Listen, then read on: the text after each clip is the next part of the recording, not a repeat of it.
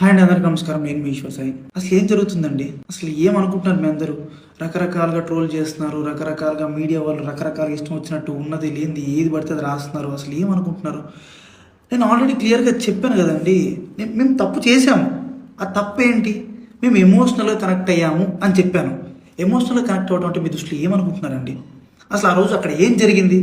మీకు తెలిసిన 10% మాత్రమే, 90% మీకు తెలియదు. ఆ రోజు ఏం జరిగిందో మీ అందరి ముందు నేను పెట్టబోతున్నాను. ఆ రోజు మార్నింగ్ నాకు షూట్ ఉంది. ఎర్లీ మార్నింగ్ 5:30 కల్లా మేము లొకేషన్కి స్టార్ట్ అయిపోతాం. నేను 4:15కి నా రూమ్లో లేచాను. ఆ టైంకి అసిస్టెంట్ అనే అతను నా వాష్రూమ్లో ఉండటం జరిగింది. నేనేం చేశాను? నేను మాధురి రూమ్కి వాష్రూమ్ యూజ్ చేసుకోవడానికి నేను వెళ్ళాను. ఆ టైంకి నాకు మాధురికి ఆ లీనియన్స్ ఉంది. మీకు ఆల్రెడీ చెప్పాను కదా, మేము ఎమోషనల్గా కనెక్ట్ అయ్యామని చెప్పి. నాకు మాధురికి ఆ లీనియన్స్ ఉంది కాబట్టి నేను ఆ రూమ్కి వెళ్ళి డోర్ నాక్ చేశాను. ఆమె రూమ్ డోర్ ఓపెన్ చేసింది. ఆమె రూమ్ డోర్ ఓపెన్ చేసి నేను డైరెక్ట్గా వాష్రూమ్కి వెళ్ళిపోయాను. ఆమె క్యాజువల్గా ఆమె రూమ్ డోర్ లాక్ కూడా చేయలేదు. రూమ్ డోర్ ఓపెన్లోనే ఉంది. ఆమె క్యాజువల్గా బెడ్ మీద కూర్చొని ఫోన్ యూజ్ చేస్తుంది.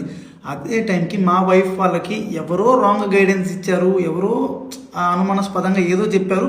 ఆ టైంకి సేమ్ రూమ్కి వచ్చింది. రూమ్ డోర్ ఓపెన్లోనే ఉంది. ఆ సిచ్యువేషన్లో మా వైఫ్ ఆవేశం వల్ల ఆమెకి ఇష్టం వచ్చింది చేసింది. అక్కడ ఆ సిచ్యువేషన్లో ఆమె ఇష్టం వచ్చింది చేస్తుందని చెప్పి నేను మాట్లాడే సిచ్యువేషన్లో కూడా లేను. ఆమె నేను ఏం మాట్లాడినా సరే ఆమె నాకు రివర్స్ అయిపోతుంది. అసలు స్కోప్ కూడా ఇవ్వట్లేదు, మాట్లాడే గ్యాప్ కూడా ఇవ్వట్లేదు. ఆమె ఆవేశంలో ఏదేదో చేస్తుంది. ఆమె అనుకున్న రకరకాల వీడియోలు తీస్తున్నారు, రకరకాల బూతులు. మా వైఫ్కి ప్రీవియస్గానే నా మీద చాలా అనుమానం ఉంది. అక్కడికి వచ్చే టైంకి ఆ సిచ్యువేషన్లో ఇదంతా చూసేటప్పటికి ఆమె అనుమానం నిజమైంది అని ఆమె అనుకుంది. ఈలోపు ఆ వెనుకున్న వ్యక్తులు ఎవరైతే ఉన్నారో ఆ విషయాలని అతను ఎవరు నాకు కూడా తెలియదు. వెనుకున్న వ్యక్తులు అసభ్యకరంగా మాట్లాడటం నేను అప్పటికే ఆమెకు చెప్తున్నాను, ఆపుతున్నాను. గొడవలు కాదు, కొట్టుకోకండి, కూర్చొని మాట్లాడుకుందాం అని క్లియర్గా నా భార్యకి నేను సంజాయిసి చెప్పడానికి ట్రై చేస్తున్నా కూడా ఆమె వినే పరిస్థితిలో లేదు. నేను ఒక్క మాట మాట్లాడుతుంటే ఆమె 4 దెబ్బలు కొట్టేటట్టుగా ఉంది. ఆ వైఫ్ ఏం జరిగింది నన్ను పట్టుకొని కొట్టి అడుగుతున్నా సరే నేను కామ్గా ఉండటానికి రీజన్ అక్కడ వాళ్ళందరూ వీడియోస్ తీస్తున్నారు. నేను ఏం చెప్తే ఏ రకంగా పోర్ట్రే అయ్యిద్దో తెలియదు. ఎక్స్ప్లెనేషన్ ఇవ్వడానికి నాకు స్కోప్ కూడా ఇవ్వలేదు. ఆల్రెడీ మీకు చెప్తున్నాను కదండి, మేమిద్దరం కనెక్ట్ అయ్యి జస్ట్ 2.5 months అయ్యిందని చెప్తున్నాను. మా మధ్య ఒకరికి లీనియన్స్ ఉంది తప్పితే అంతవరకు వెళ్ళే లీనియన్స్, అంతవరకు వెళ్ళే ర్యాప్ మా ఇద్దరి మధ్యలో లేదు.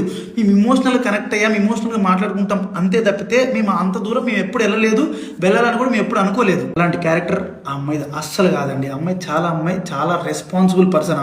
అమ్మాయి ఫ్యామిలీని అంతా పోషించుకోవడానికి చాలా కష్టపడుతుంది. నేను ఎప్పటి నుంచో కొన్ని 4-5 years నుంచి అమ్మాయిని నేను చూస్తున్నాను. ఇదే విషయాన్ని నేను మీ అందరికి ఇంటర్వ్యూలో చెప్దాం అనుకున్నాను. కానీ మా లీగల్ అడ్వైస్ ప్రకారం నేను ఎంతవరకు చెప్పాలో అంతవరకే చెప్పాను. అందులో కూడా నేను మీకు క్లియర్గా ఎక్స్ప్లెయిన్ చేశాను. మీ అందరికి 10% మాత్రమే తెలుసు, మిగతా 90% మీకు తెలియదు, మీరు చూడలేదు. ఇలాంటి సిచ్యువేషన్లోనే ఒక మనిషికి ప్యానిక్ అంటే ఏంటో అర్థమవుతుంది. ఆ సిచ్యువేషన్లో ఏం మాట్లాడితే ఎవరు ఎట్లా రిసీవ్ చేసుకుంటారు అనేది తెలియదు. నేను చాలా క్లియర్గా చెప్తున్నానండి, మా ఇద్దరి మధ్యలో ఎమోషనల్ బాండింగ్ తప్ప అంతకు మించి ఏం లేదు, ఏం జరగలేదు.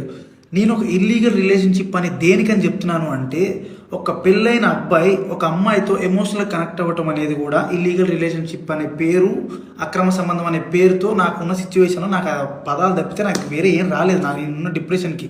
అమ్మ మాధురి, నీకు నా తరపు నుంచి, నా భార్య తరపు నుంచి, నా భార్య వెనుకున్న వాళ్ళ తరపు నుంచి నీకు క్షమాపణ కోరుకుంటున్నాను. నీకు సారీ, ప్లీజ్ అర్థం చేసుకో, ప్లీజ్.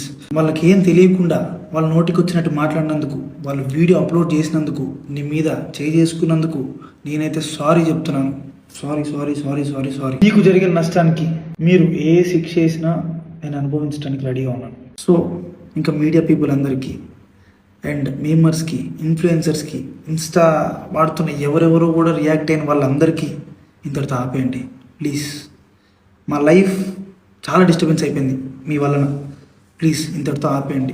పదే చెప్తున్నా, మేము చేసిన తప్పు ఎమోషనల్గా కనెక్ట్ అవ్వటం. ఆ ఒక్కటి తప్పు వల్లనే మీరు రకరకాలుగా పోర్ట్రే చేశారు, రకరకాలుగా జనాల్లో కన్వే చేసేసారు. ఇంతటితో ఆపేయండి ప్లీజ్.